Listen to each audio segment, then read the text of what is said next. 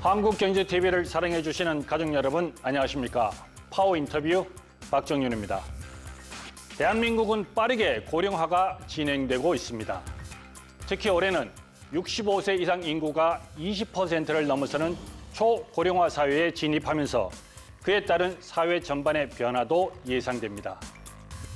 100세 시대가 현실화된 지금 고령층의 삶의 질 향상과 지속 가능한 복지 그리고 노동 정책이 중요한 과제로 떠오르고 있습니다. 오늘 파워 인터뷰에서 고령화의 과제와 해법을 모색해 보겠습니다. 주영환 저출산 고령사위원회 부위원장을 소개합니다.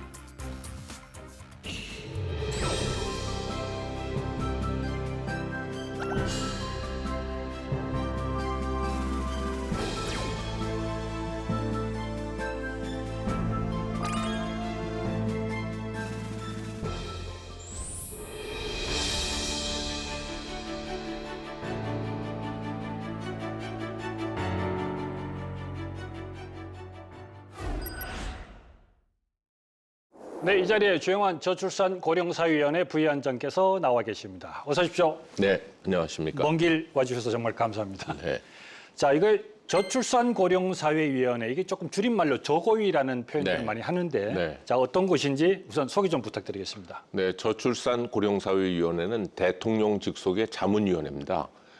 어떤 일을 하냐면 우리나라의 저출생 고령사회 그리고 이민 정책에 대해서 기획, 조정, 평가하는 일을 하고 있고요. 구체적인 시책들 하나하나는 고용부라든가 복지부라든가 여성가족부 같은 각 개별 부처에서 하고 있습니다.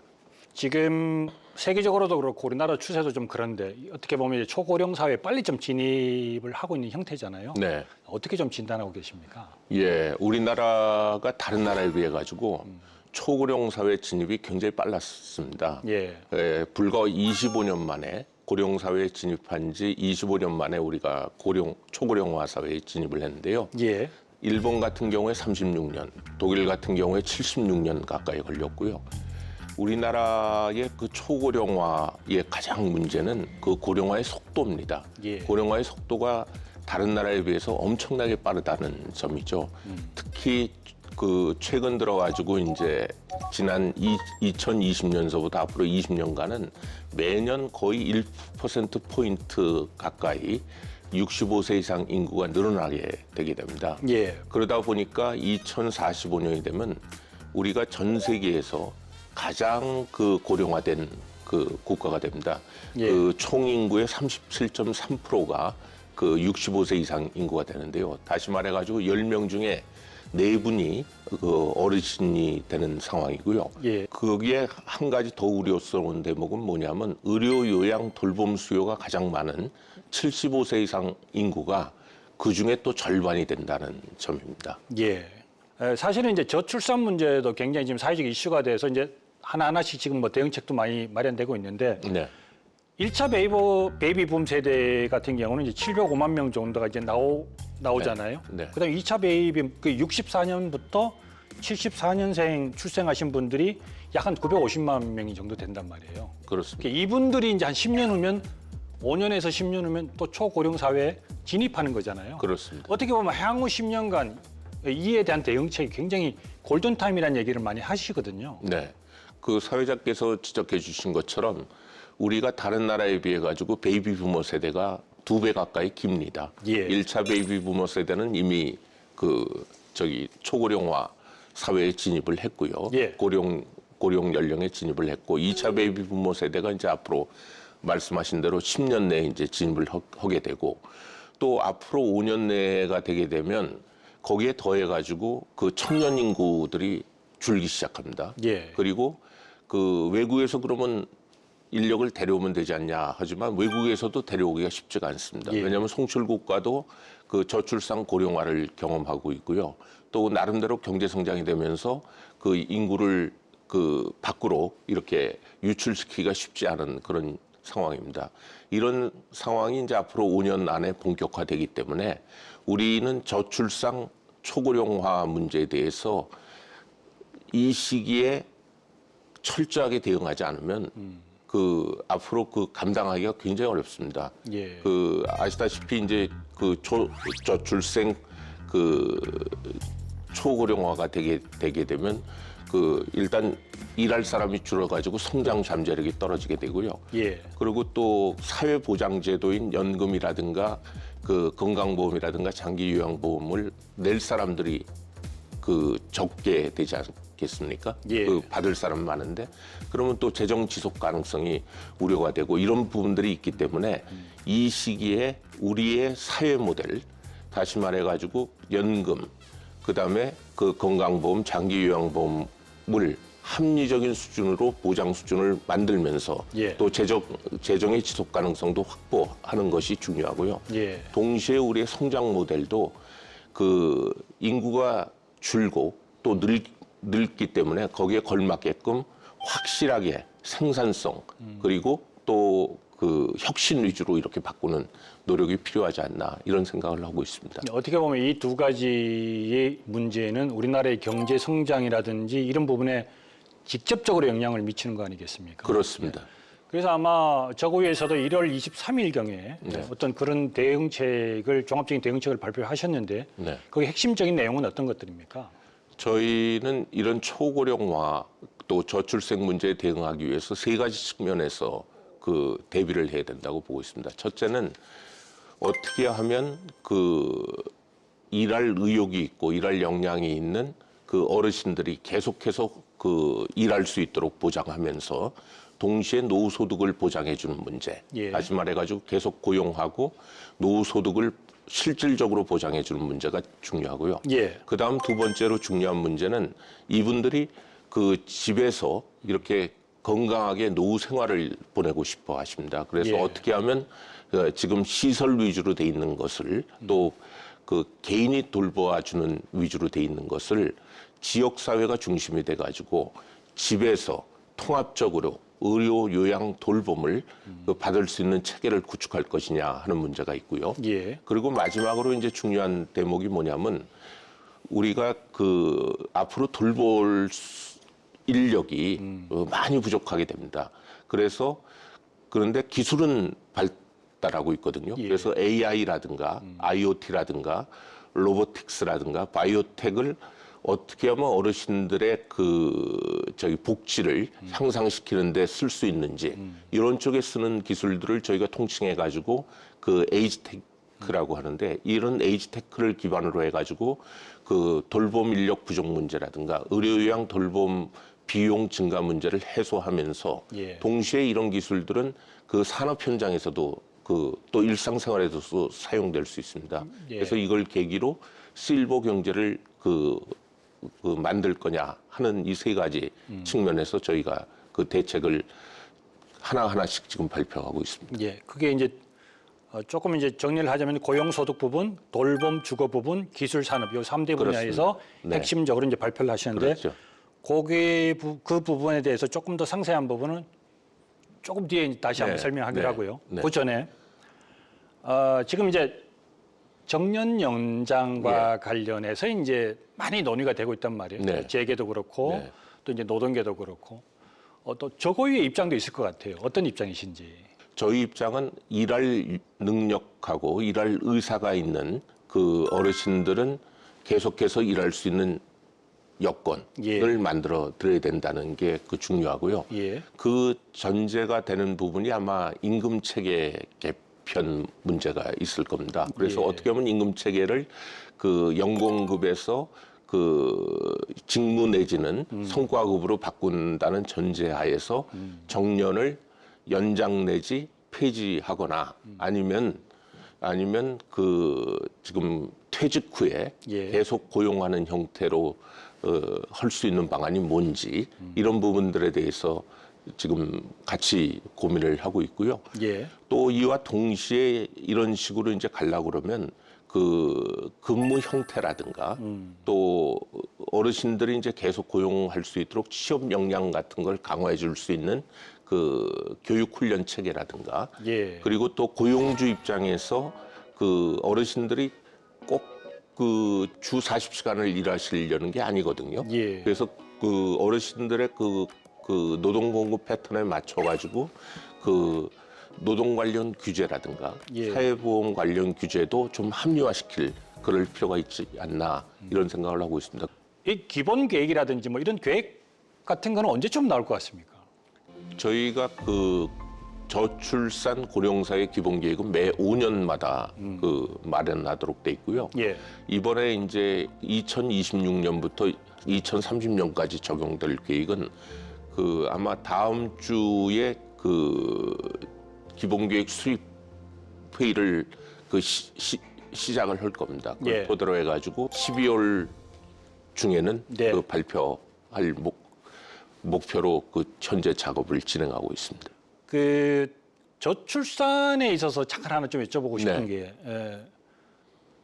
여러 가지 상황이 힘든데 그 신혼부부에게 또는 부부들에게 네, 아기를 낳아라 이렇게 강요할 수는 없잖아요. 그렇습니다. 가장 중요한 거는 사회적 분위기, 뭐 여러 네. 가지가 있, 네. 임금도 있을 네. 것이고, 뭐 주거 환경도 네. 있을 것이고, 교육 환경도 있을 예. 것이고, 위원회에서 가장 핵심적으로 보는 그리고 이것만은 꼭 이거 추진해서 성공시켜야 되겠다라는 정책이 있을까요? 예, 그 저출산을 그 반전시키기 위해서는 두 가지 측면에서 그 정부가 그 노력을 해야 된다고 봅니다. 첫째는 그 우리나라는 전반적으로 결혼하고 애를 낳고 기르는 데 따른 비용, 경제적 부담하고 기회비용이 굉장히 큽니다. 이 부분을 어떻게 해서든지 줄여줘야 됩니다. 그걸 하기 위해서는 일과 가정 양립을 확실하게 해주고, 예. 그다음에 양육비, 그 교육비 포함해가지고 또 주거비를 획기적으로 줄여주는 정책이 필요하고요. 이런 정책적 노력만 가지고는 안 됩니다. 예. 우리 사회가 왜 젊은 분들한테 왜 애를 가져야 하느냐는 질문에 대해서 애가 예컨대 그 축복이 될 수 있다. 이런 분위기를 만들어줘야 됩니다. 말씀 주신 대로. 그것은 우리 사회의 그 사회 문화, 사회 인식을 좀 바꿔줄 필요가 있지 않나 이런 생각을 합니다. 예. 그렇다고 이런 노력은 정부가 하기보다는 예. 그 민간에서 이제 그 자발적으로 이렇게 하시는 게 그 좋을 것 같고요. 그런데 예. 다행스럽게도 경제계, 종교계, 방송계가 학계가 또 합심해가지고 저출생 극복 추진본부를 만들어서 이런 민간 차원에서의 그 넛지 스타일의 그 캠페인을 같이 이렇게 전개하고 있습니다. 그래서 한쪽으로는 일가 가정 양립, 양육비, 그다음에 주거비를 획기적으로 줄여주는 그 정책적 노력, 그리고 생명의 가치, 가족의 소중함을 그 재인식시켜주는 그런 사회 문화, 인식 변화 노력, 이게 같이 가야 되고요. 이런 방향으로 저희가 작년 6월에 대책을 마련했고, 예. 지금 매월 그 인구 비상 대책 회의를 통해 가지고 이행도 점검하면서 동시에 추가적으로 이제 발굴되는 과제들을 가지고 이제 대책도 또 만들고 있습니다. 알겠습니다. 조금 돌아가서 좀 전에 그 1월 달에 발표한 그 세 가지 정책 중에 좀 얘기를 이제 조금 심도 있게 해봐야 될 것 같은데요. 그 지역사회 중심의 통합 돌봄 체계 강화 방안을 이제 발표하셨는데, 이게 핵심 대책은 어떤 겁니까? 이것은 그 살던 곳에서 그 건강하게 노후 생활을 보낼 수 있도록 해드리는 게 제일 중요하고요. 예. 그걸 하기 위해서는 건강 단계별로 예를 들면 예방서부터 또 일상적인 돌봄, 또 장기 요양을 수급받아야 되는 단계, 생애 말기까지 각 단계별로 그 제가 집에서 돌봄 받을 수 있는 그 지원을 좀 저희가 확대를 하면서 예. 동시에 저희 문제 중에 하나가 치매 노인들이 많이 늘고 있습니다. 예. 지금 현재 한 100만이 되고 앞으로 그 25년 내에 거의 2배 이상 수준으로 늘어나게 되기 때문에 치매 노인 급증에 대비해서 선제적인 예방하고 예. 초기에 그 진단하고 또 발굴해서 집중 관리하는 노력을 그 강화하는 게 한 파트가 있고요. 예. 두 번째는 우리나라 그 주거 자체를 좀 내 집에서 안전하게 노후 생활을 보낼 수 있도록 좀 개선해 드리는 것도 그 필요하다고 저희가 생각을 하고 있고요. 예. 마지막으로는 그 결국은 그 생애 마지막 단계에서는 요양병원이라든가 요양시설을 이용하실 수밖에 없는데 예. 이쪽이 좀 그 품질이라든가 접근성 면에서 떨어지는 부분들이 있거든요. 예. 그 수도권 같은 경우에는 실제로 이제 지가가 높고 또 건설비가 비싸다 보니까 그 양질의 시설이 많이 모자랍니다. 요양시설이. 예. 그래서 이런 부분들에 대해서 조금 그 저희가 토지 건물을 임차해서도 그 요양시설을 운영할 수 있도록 좀 허용을 해드리는 방안 이런 것들을 저희가 논의를 하고 있고요. 1차적으로는 지난 1월에 발표를 했고 예. 그렇지만 그 앞으로 기본 계획을 수립하는 과정에서 예. 지속적으로 추가적으로 과제들을 발굴할 그런 계획으로 있습니다. 이 대책이 보면은 굉장히 중요한 대책이긴 한데 네. 과연 그게 혼자 계시는 부모님들이 많잖아요. 네. 그럼 그게 이제 지역 사회하고 좀 이렇게 연관이 돼야 그렇습니다. 되잖아요. 네, 네. 그런 부분도 이제 많이 고민하고 계시는 거죠. 그렇죠. 네. 그래서 이제 1차적으로 그 지금 그것들을 그 에이징 인 플레이스라고 그래가지고 예. 제가에서 그 건강한 노후 생활을 보내고 싶어 하시는 것은 우리나라 어르신뿐만 아니라 전 세계 어르신들이 그 선호하는 현상입니다. 예. 그래서 저희가 그 이분들이 집에서 그 수요자 입장에서 그 통합해서 의료, 요양, 돌봄 예. 서비스를 그 수요자 입장에서 이제 받도록 공급자가 주는 게 아니라 예. 그렇게 하는 게 한 파트가 있고요. 그 말씀하신 대로 그 독거 어르신들을 포함해 가지고 그 집에서 그 건강하게 노후 생활을 보내실 수 있는 분들한테 집 자체가 노인들께서 생활하시기 편하도록 이렇게 수선하는 것도 지원해드리고 또 그런 식으로 신규 주택이라든가 재건축할 때 그런 주택도 만들어드리고 예. 동시에 거기 사시는 분들한테 그 의료, 요양, 돌봄의 그 여러 가지 서비스들을 그 종합해서 가장 최적의 조합에 그게 되도록 해드린다는 게 저희가 그 지역사회 중심으로 또 제가 해서 통합해서 의료, 요양, 돌봄 서비스를 보장해드리겠다는 거에 핵심이 되겠습니다. 신규 주택이 건설이 될 때는 아까 말씀하신 그러한 부분들을 좀 의무적으로 집어넣도록 네. 하는 법 규정을 만들 거고 그렇습니다. 만들 예정이고 네. 그리고 살고 있는 집을 수선할 경우는 이러이러한 부분에 대해서는 좀 금전적으로 또 지원도 갈 것이고 그렇죠. 그죠? 지금 이제 차생위 계층까지 예. 늘 대상을 확대를 하고 예. 1,200만 원 정도 그 저희가 주거 수선 사업을 지원을 했었는데 예. 앞으로는 1,600만 원까지 그리고 또 그 이상으로도 필요에 따라 가지고 늘릴 수 있도록 지금 이건 이렇게 확정이 된 겁니까? 확정이 돼 있습니다. 예, 알겠습니다. 조금 전에 이제 여쭤보려고 하다가 지금까지 왔는데 사실은 이제 그 독거 노인분이나 또 혼자 사시는 분들이 꽤 많으실 거란 말이에요. 네. 근데 환경은 조성을 해주는데 네. 이분들이 좀 신체 거동하는데 불편하시면 돌봄 인력이 좀 필요하잖아요. 예. 근데 저도 경험자지만 이 그 돌봄 인력이 사실은 굉장히 또 구하기도 어렵고 네, 또 굉장히 힘든 일입니다. 사실은 어떻게 보면. 맞습니다. 이건 어떻게 좀 그 풀어나갈 좀 과제 아니면 뭐 해법이 좀 있으신지. 그 사회자님께서 그 잘 지적을 해주셨고요. 예. 실제로 그 총량적으로 봐도 저희가 2032년까지 한 38만에서 많게는 한 71만 명까지 그 돌봄 인력이 부족합니다. 그리고 또 돌봄 인력의 그 연령을 보게 되면 이른바 노노 케어라고 해가지고 예. 나이 많으신 어르신이 또 나이 많으신 그러니까요. 어르신을 그 케어해서 그 젊은 분들을 좀 찾아보기가 쉽지가 않아요. 그래서 근데 이 돌봄도 앞으로 그 우리가 초고령화 사회가 되고 또 인구 10명 중에 4분이 그 어르신이 되게 되면 그 어르신이 어르신을 돌보는 것만 가지고는 안 되는 그런 부분이 있습니다. 그래가지고 그 어떻게 하면 이쪽에 그 인력을 확보할 건가 하는 걸 고민을 했는데요. 한 2가지 측면에서 저희가 일단 하려고 하고 있습니다. 하나는 뭐냐면 말씀 주신 대로 이 노동 강도도 높고 거기에 비해 가지고 처우가 좀 낮기 때문에 조금 처우를 좀 개선해 줄 필요가 있지 않나 하는 생각이 하나 있고요. 두 번째는 이분들로 하여금 이것도 일종의 커리어로 발전시킬 수 있게 하려면 그 경력에 따라 가지고 2단계 직급 체계로 해가지고 선임이라든가 일반으로 나눠서 이렇게 그 해드리는 것도 필요하지 않나 이런 생각을 하고 있고요. 예. 근데 국내에서만 그 돌봄 인력을 확보하기는 현실적으로 어렵습니다. 그래서 필리핀이라든가 그 송출이 가능한 국가를 대상으로 해가지고 그 외국에서도 이런 그 돌봄 인력을 도입하는 게 필요하고요. 보완적으로 아까도 말씀드렸지만 그 에이지텍 AI 케어 로봇이라든가 또 근력을 보조해주는 AI 웨어러블 같은 것들을 통해 가지고 돌봄 인력의 노동 부담이라든가 이런 걸 줄여주는 이런 노력도 저희가 그 같이 이렇게 병행해 나가려고 하고 있고요.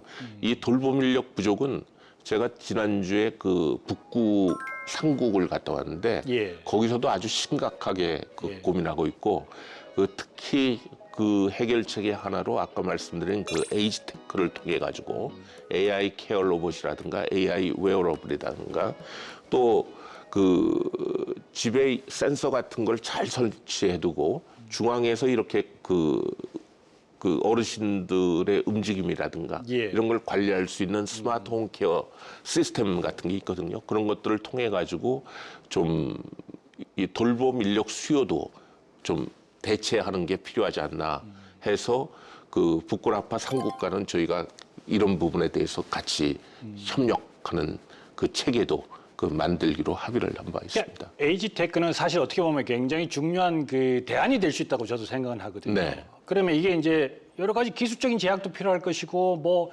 걸림돌이 분명히 있을 것 같아요. 그렇습니다. 이걸 좀 빨리 해결해야 될 부분도 좀 있을 것 같은데. 그렇습니다.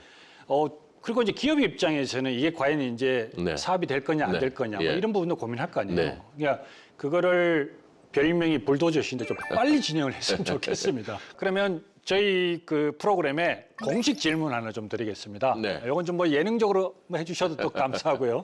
네. 오자 토크라 해서 5글자로 좀 축약을 해서 얘기를 좀 해주시기를 부탁드리겠습니다. 네. 나에게 불도저란? 국민을 위한 일이라면 무엇이든지 한다.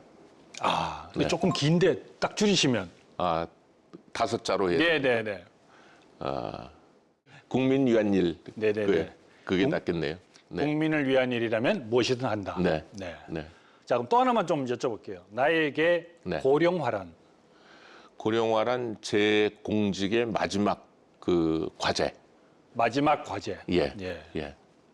꼭 풀어야 될 과제라고 생각하시는 거죠? 예. 그 고령화를 통해 가지고 그동안 좀 불완전했던 우리 그 사회 보장 모델을 이 기회에 확실하게 그 합리적 수준으로 그 보장하면서 재정적으로 또 지속 가능하게 하고 그와 동시에 우리 성장 모델을 확실하게 그 생산성과 혁신 위주로 바꾸는 그걸 위한 그 계기가 바로 고령화가 아닌가 싶습니다. 네, 알겠습니다. 자, 마지막 질문을 드려야 될 것 같습니다. 오늘 뭐 많은 얘기 또 중요한 얘기 많이 해주셨는데 마지막으로 꼭 내가 이 얘기는 꼭 하고 싶다라는 얘기가 있으시면 해주시기를 바라겠습니다. 그 저출생 고령화 문제를 해결하기 위해서는 국민들께서 이 문제의 중요성에 대해서 같이 공감해 주시는 게 무엇보다도 필요합니다. 왜냐하면 저출생 고령화 문제를 해결하기 위해서는 기승전 마지막에 가게 되면 결국 돈을 얼마나 어떻게 쓸 거냐 또 제도를 어떻게 고칠 거냐 문제로 귀결되는데 이 부분은 국민적인 공감대 없이는 가능하지 않습니다. 그래서 이 부분에 있어가지고 아마 우리 사회가 직면할 그 가장 큰 문제가 AI, 저출생, 그리고 그 트럼프 행정부에 대한 대응이 아닌가 싶은데 특히 그 중에서도 그 중요한 문제가 저출생하고 고령화라고 생각합니다. 이 부분에 있어가지고 그 당장 내일의 문제가 아니라 당장 우리가 직면한 문제다라는 인식을 갖고 그 국민들과 함께 한다면 그 반드시 해결책을 찾을 수 있을 거라고 생각을 합니다. 네, 오늘 장시간 동안 네. 좋은 말씀 감사합니다. 고맙습니다. 네, 감사합니다.